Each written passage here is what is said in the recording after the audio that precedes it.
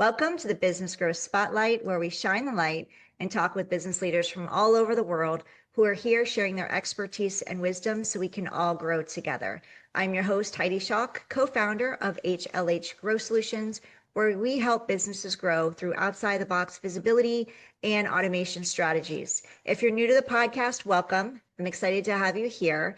You're in for a real treat with my guest today. He's a part-time Floridian, which makes me happy because I live in Florida. So I'm always excited when I get to chat with somebody that's here part-time or full-time. So without further ado, welcome my guest today, Larry Stybel with Stybel Peabody Associates. So welcome, Larry, to the podcast. Thank you. Larry, I'm going to tell everybody a little bit about you and then we'll dive in, okay? Sure. Okay. So Larry is a serial entrepreneur in residence at a private equity firm, and a regular monthly contributor to Psychology Today. He works with companies interested in achieving a higher level of net income and a higher level of perceived institutional trust. Core services revolve around the measurement of perceived institutional trust, C-suite leadership, coaching, and retained search for board directors. Larry has specific expertise in working with family businesses facing complex leadership succession. So Larry, with the work you do with executives, boards, and organizations, can you tell us more about who are the ideal clients you serve and what challenges that they bring to you today when working with you? I'm going to respond by telling you who I served in past tense in the latter part of the 20th century. Okay. And then I'm going to talk about who I'm looking to serve in the first quartile of the 21st century. And Okay. I'm making this difference because many of my colleagues in business are still operating under a business model that was based on the mid 20th century.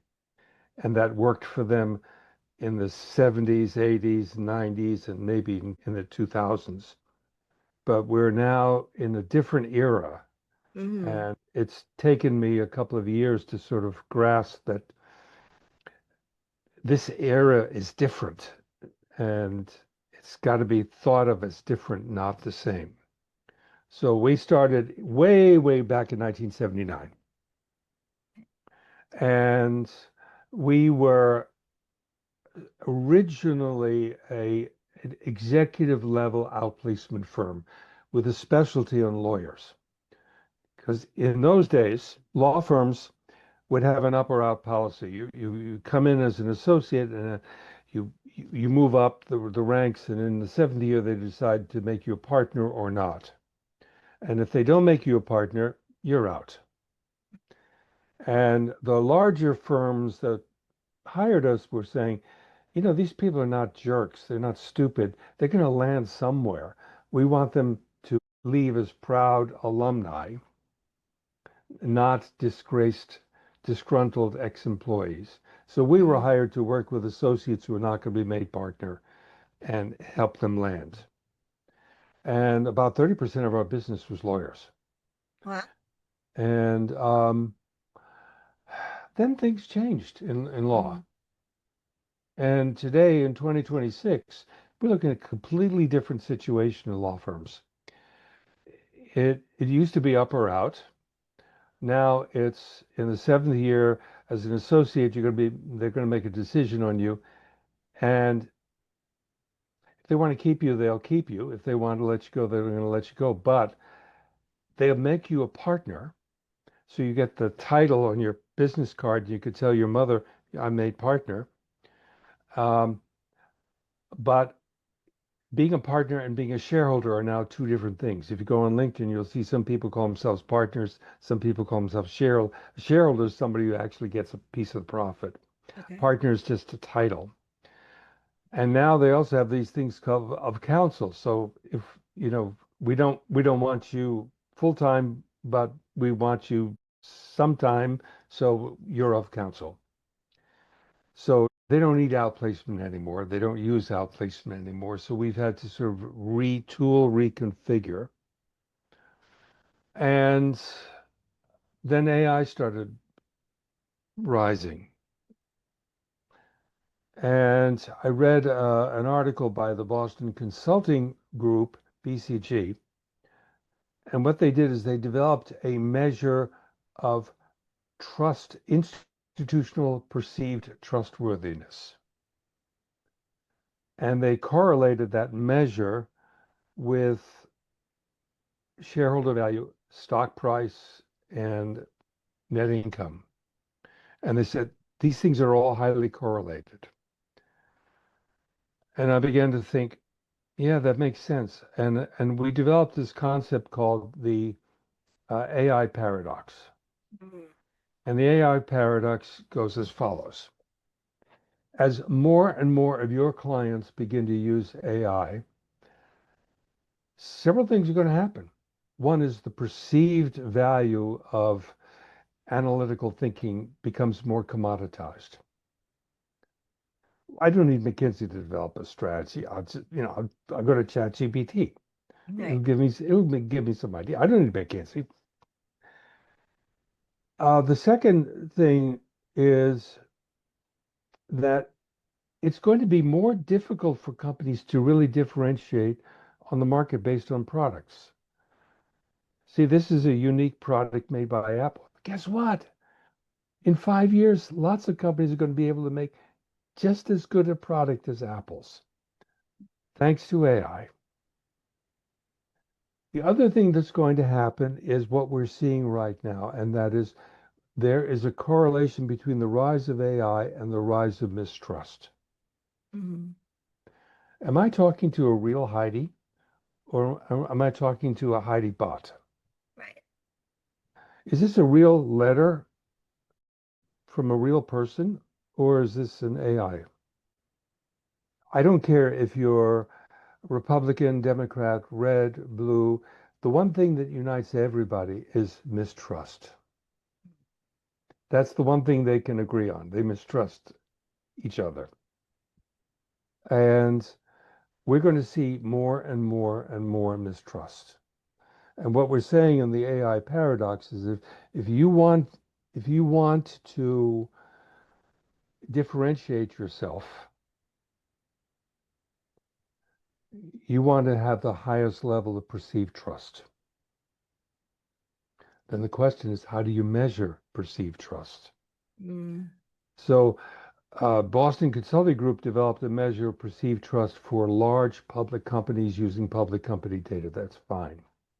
There's another way you can measure perceived trust, and that is it's it's it's an old measure widely used called the Consumer Loyalty Index.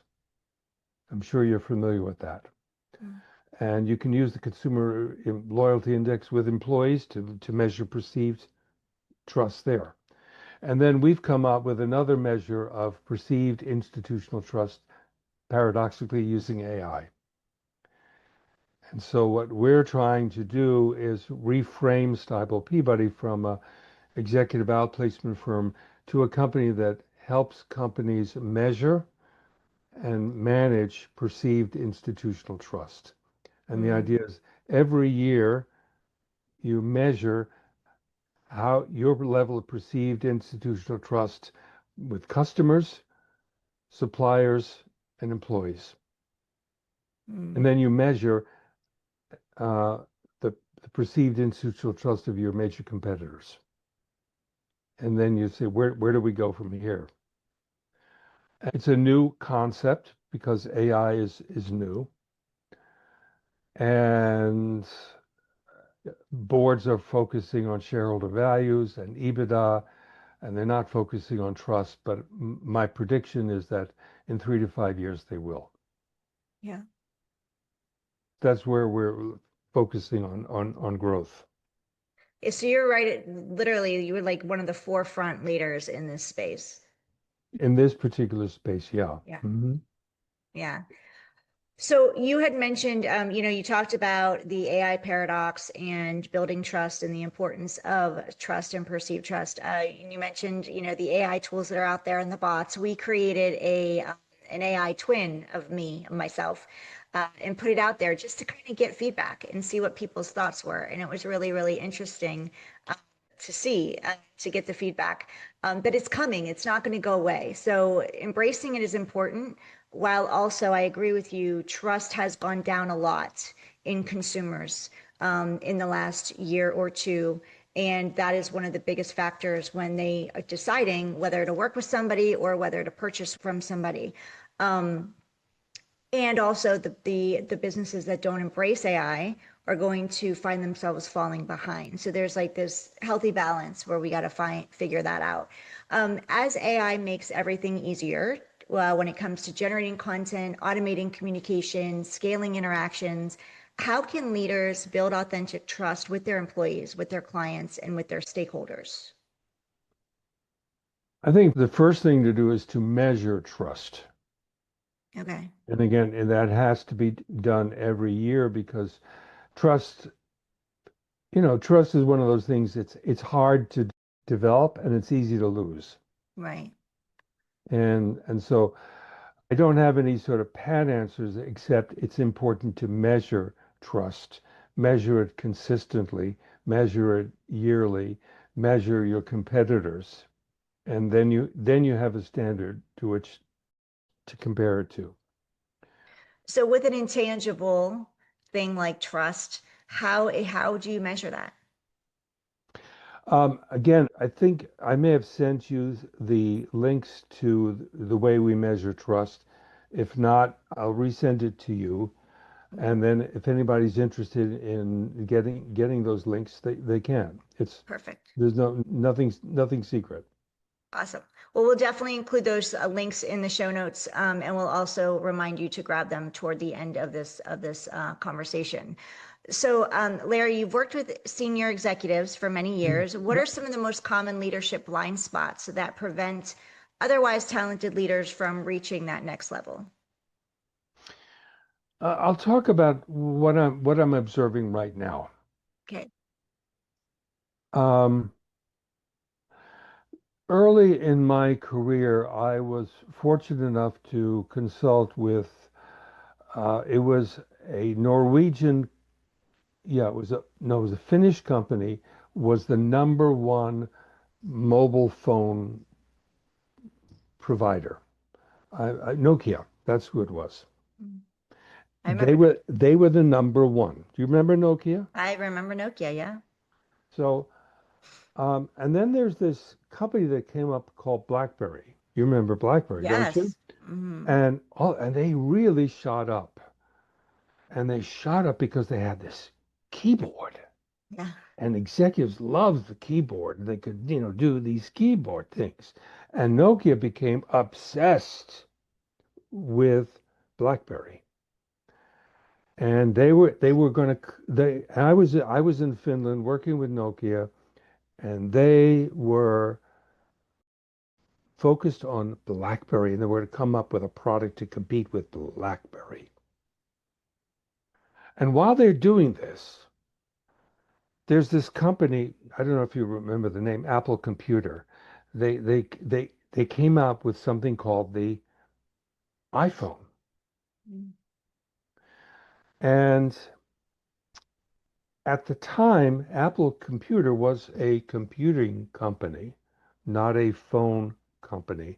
And this iPhone seemed to be sort of, something. They're not a real phone company like Nokia. Second is Apple had this image with Steve Jobs of being for creative types. And and Nokia wanted to be for business types. And so Nokia just disregarded Apple because they wanted to focus on BlackBerry. Meantime, I'm talking to Nokia engineers, Mm. and they have their Nokia device given to them by the company, and then in their pockets they have an Apple. And I said, I don't understand. You got this free phone from Nokia, and you buy an Apple phone? Why? This is Larry. You're clearly not an engineer. You don't understand. This is more than a phone. Mm. It does lots of things other than being a phone, and the Nokia is just a phone. Oh, have you told your boss? Have you taken this up to the chain of command? No, they don't care. They're focused on BlackBerry. And I tried to take it up the chain of command.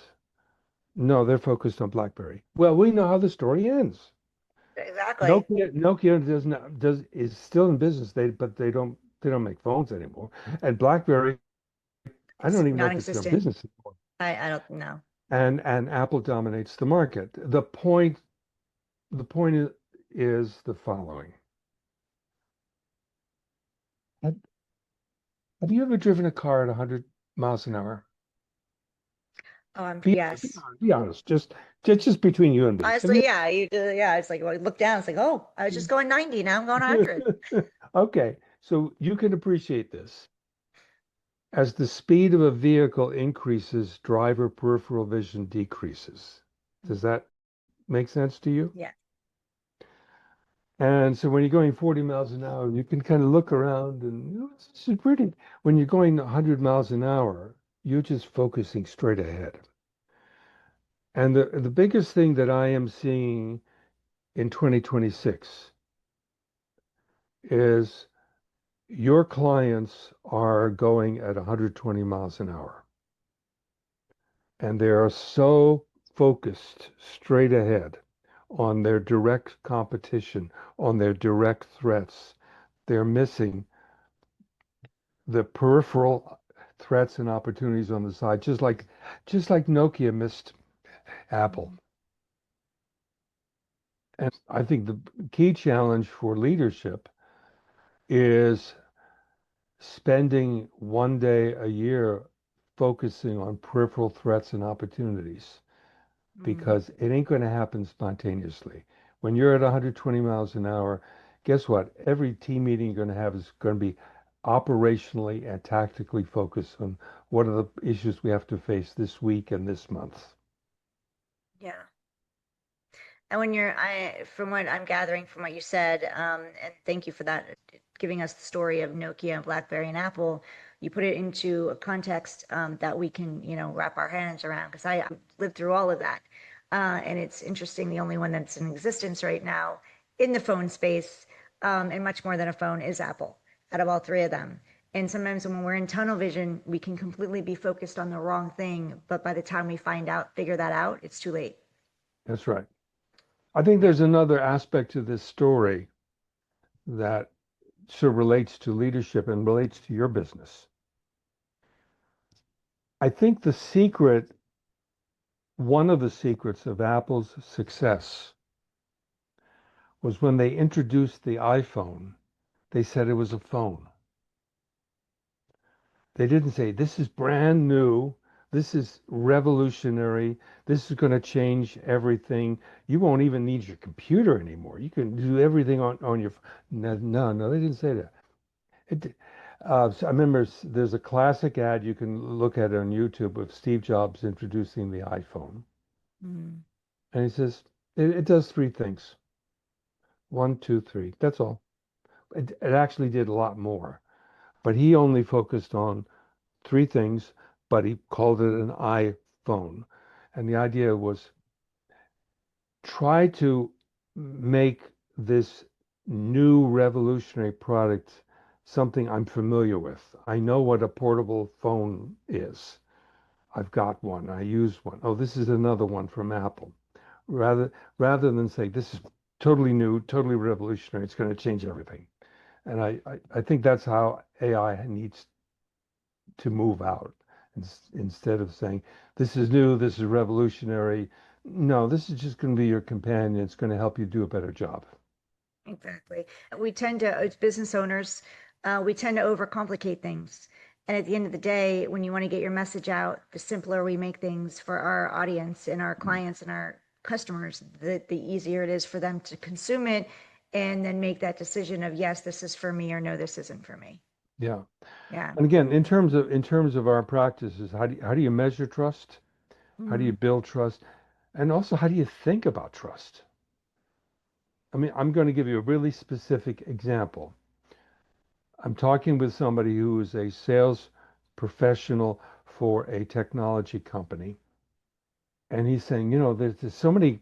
competitors out there, and they're trying so much things to get appointments. I know what I'm going to do. This is brilliant. I'm going to write handwritten notes on personal instead of corporate things. I'm going to write a written note to the people I want to meet. Of course, I'm going to use AI to figure out my handwriting, memorize it, and then AI is going to actually write the cards, but it's going to appear like it's my handwriting, and that's how I'm going to establish a relationship. And I'm going, he's focusing on the technology, focusing on what's different, focusing on what's new, but he's not focusing on how do you build trust by starting the relationship with a lie. Yeah. And one thing we've talked about on this podcast before with other guests is the importance of culture inside of an organization, because the culture that you're creating out inside is what trickles out and filters out outside. Right. And those are when you have that trust inside and everybody is aligned with your core values and your mission and your vision, and you're working as a team and everybody feels seen and heard, and you have that level of trust amongst your internal team, then when they're building the outside structure of those customers and those clients and those sales, those are the customers and clients who you're going to attract because you've built it from the inside out. Exactly. And again, in terms of measuring internally, I'm a big believer in the uh, customer loyalty index, which is a very, very simple question. And we apply it internally. And the one question that we survey is, um, I would recommend this company, if asked by a friend or colleague, I would recommend this company as a place to work. 0 is never, 10 always. Pick a number from 0 to 10 and describe why you picked the number you did. Mm. It takes less than 10 minutes to do that one question. But looking at that one question gives us more useful information than most of the corporate culture surveys that are done these days. Yeah. Incredible.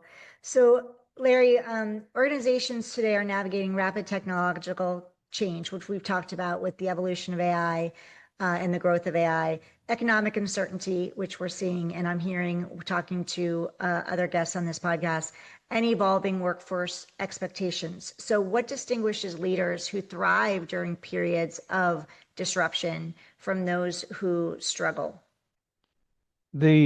I think as you mentioned, I write in psychology today, and I'm a psychologist. And psychology has this thing called the big five personality factors. It's well researched, but there's core big five personality factors. And one of those big five personality factors is openness to new ideas. And when we do retained search, we specifically look for that trait and measure that trait because, again, there's certain functions where openness to new ideas may either be irrelevant or actually be negative. For example, audits. I don't want an auditor who's that open to new ideas. I want somebody just pretty straight and narrow. That's fine. On the other hand, if I'm looking for somebody, a vice president of marketing, that person better be really open to new ideas. So the nice thing about openness to new ideas, it's well researched, well documented, and there's ways of evaluating it. So when it comes to, I want to switch gears a little bit to growth. So as you've continued, or as you're growing Stybel Peabody Associates, what's been most effective in building your visibility, attracting your clients, and maintaining those long-term relationships? That's a really difficult question for me to answer in 2026. Mm. Because again, in the last quarter of the 20th century, I could have easily told you the answer. And that is, we really focused in the Massachusetts area, we really focused on certain professional associations. We became known within those professional associations. Um, and that's how we developed networks and credibility, and that's how we grew. I'm not sure that is the case anymore in 2026. A lot of people don't go to professional meetings. Uh, they prefer to work at home, um, and we're still trying to figure out what the right answer for that is. Mhm. Except Mhm. I think the only magic bullet that exists is you need to have a mental framework of a researcher where you're testing out hypotheses. I'm going to hire you to do X, Y, and Z, and let's just see if that moves the needle. If it doesn't move the needle, I'm not going to get angry. I'm not going to get depressed. I'm just going to say, let's move on to another hypothesis. Mhm. Because I don't know that there's anybody who really knows what the answer is in 2026. Because number one is there's everybody's talking AI, and but very few people really know what to do with AI except let's try things with it. Right. The second thing is a mistrust. Just people mistrust companies, they mistrust government, they mistrust people who don't think the way they do. How do you get through that? And the third is the economy right now is just full of uncertainty. And a lot of companies don't want to make major decisions in the face of uncertainty. So there's a lot of headwinds. And what we try to do, and this gets back to what I was saying before, openness to new ideas is the critical thing. Yeah. And that is be willing to try things, be willing to fail, be willing to learn, and be willing to move on and try something else because there is no magic bullet. Nobody knows what the answer is. Right. And And, go ahead. again, for a company like yours, if you say we have the answer, and if you pay us, we will find the answer, what will happen is you'll lose credibility and trust. If you say we'll help you experiment with different things to help you find an answer that's right for you, that's better. Yeah. And that's one thing that we do inside of our businesses. We don't come up with a one size fits all or one answer fits all. It's very customized to the needs of that specific business, specifically because based on what you just said. Every business is different. The needs of businesses are different. Things have changed. I was speaking with somebody yesterday, and his business since 2025 has dipped because what worked for him in 2024 is no longer working for him in 2025. And just to your point, you need to be open to trying new things and testing new things, and give it some time to give it to the opportunity to see that it's working, or on the flip side, not working, and what can be tweaked and changed to shift that into the working side of that coin. So talking about AI, and I agree with you. Nobody should ever say, "I have the magic bullet, I have the magic cure, I have the answer," because we treat our clients just like humans, because they are humans. They're human led. Everybody is different. Every business is different, right? So we don't want to say that one size fits all. So thank you for sharing that, and thank you for being honest about things have changed. You don't have the answer to that question because you are still testing the waters, and maybe what worked for you a year ago is not really necessarily giving you the same results that Yeah. right now. Not to say that it won't come back around, just that, there's a lot of things that have changed. The landscape of, for a lot of people, LinkedIn was working very, very well. And now landscape of LinkedIn has changed because some of it has to do with AI. A lot of people can just put out content and pump out content very easily now with AI. So there's more noise on LinkedIn. So you're battling that noise. So let's talk about AI inside of your business. How are you and your team using AI internally? And where are you seeing the greatest opportunity or perhaps the greatest caution? I would say we're using AI cautiously and slowly. Mm, I did subscribe to uh, an AI system called NoT, and I think there's several organizations that do the same thing. But what happens is that when I have a meeting, a sales meeting, or when I'm with a client, I also turn on NoT, okay. and it's taking notes.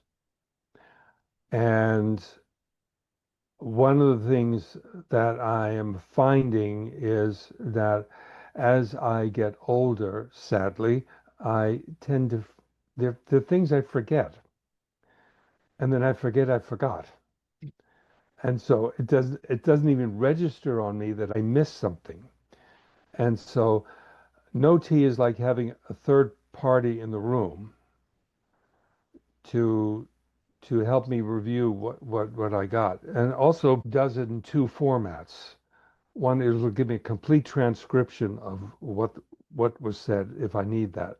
But then it summarizes and gives major headlines. And I am shocked and demoralized at how good it is. I mean, Mm, because I also have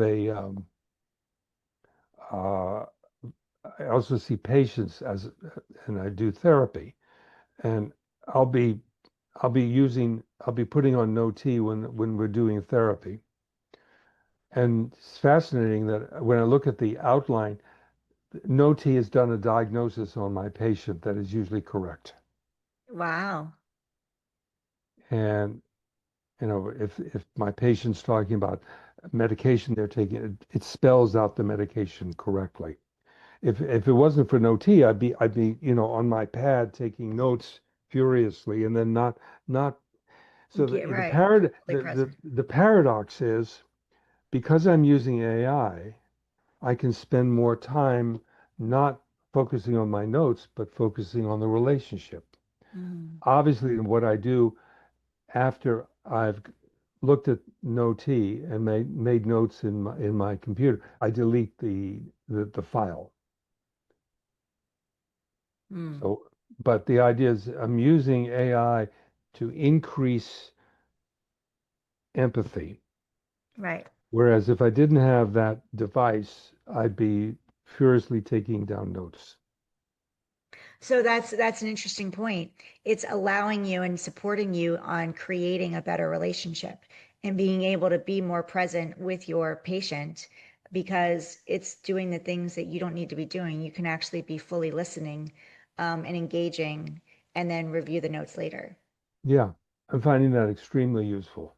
Yeah. Oh, totally. Yeah, I completely can see that. Um, So, Larry, can you share with us well, let me ask you this question. If I could hand you a magic wand and you can wave it over one challenge or issue you're having right now in your growth or your business, and you can go poof and it disappears, what would that be and why?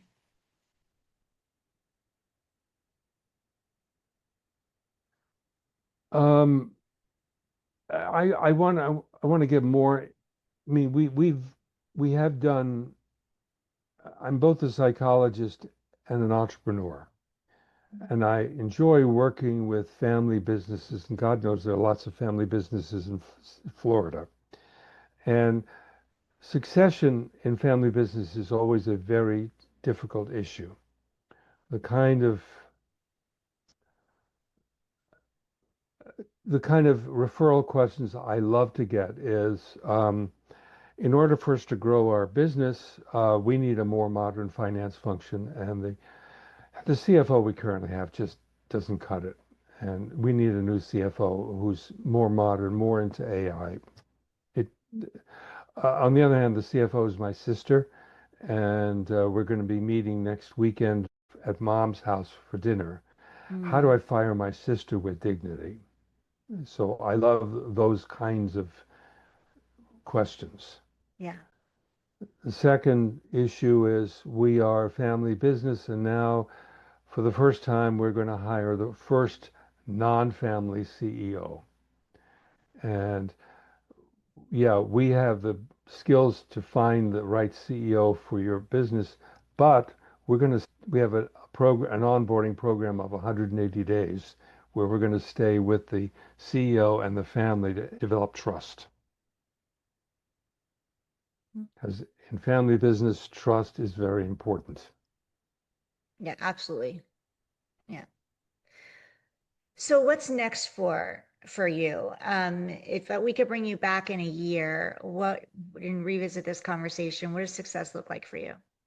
Success to me would be doing more family business leadership transition things. I enjoy working with family businesses because it taps into my business background, but also taps into my psychology background. So I like that. Hmm. I'd like to do more of that. Fantastic. So can you share with everybody, Larry, how they can connect with you, how they can learn more about you and where they can go to do that? Sure. Best way is my email, which is L Stybel at stybelpeabody.com, STYB as in boy, ELBEABODY, stybelpeabody.com. Beautiful. And we're going to have all of Larry's links inside the show notes. So if you're watching us on YouTube, Larry and I say hello and thank you for being here with us. If you know of anybody that would benefit from this conversation, please share this. There's a lot of businesses out there that need to hear this conversation about perceived trust. And there's a lot of family businesses that could use and hear from Larry and use his services. So if you know of anybody in those categories, please share this episode with them. Our goal is to help him promote his business. He's spending time of his day with us today, sharing with us and being open and honest about what's working for him, what isn't working for him. So the more we can share him and his business out there, the better. If you're listening to us on your favorite podcast platform, thank you. If you're inclined to leave us a review, we would love 5 stars, preferably. The reason being is that would support the podcast platform in knowing that this podcast interview is getting action and they will push Larry's interview out to more people and let more people be aware of Stybel Peabody Associates. Again, you can go to stybelpeabody.com to learn more about Larry. Go ahead and email him. Also, go ahead and check the show notes because we're going to have those links that Larry was talking about for those for navigating trust with your employees, with your clients and so forth. So make sure that you go there and grab those links so you can learn more about that as well. Larry, before I let you go, is there anything else that you'd like to share or say that I didn't ask you or we didn't talk about today? No, except I want to thank you very much for your time and being such a great interviewer. Oh, thank you. Thank you for being here. I appreciate it. And for those of you listening, I forgot to share with you, we are hosting a 60-minute executive briefing on the importance of being searchable and findable through AI. As we talked a lot about AI today, Larry had talked about the trust factor, and with AI on the scene, that is more important than ever. More and more people are going to AI for information and references or recommendations than Google nowadays. So if you want to learn how to become recommended by AI, then go sign up for our briefing, which you can go to becomeairecommended.com. It's free, it's available to you, and would love to see you there. So again, you can go to becomeairecommended.com. And go reach out to Larry. Thank you, Larry, for being Thank here. you. Go visit stybelpeabody.com. And I look forward to seeing you all on the next episode of the Business Growth Spotlights.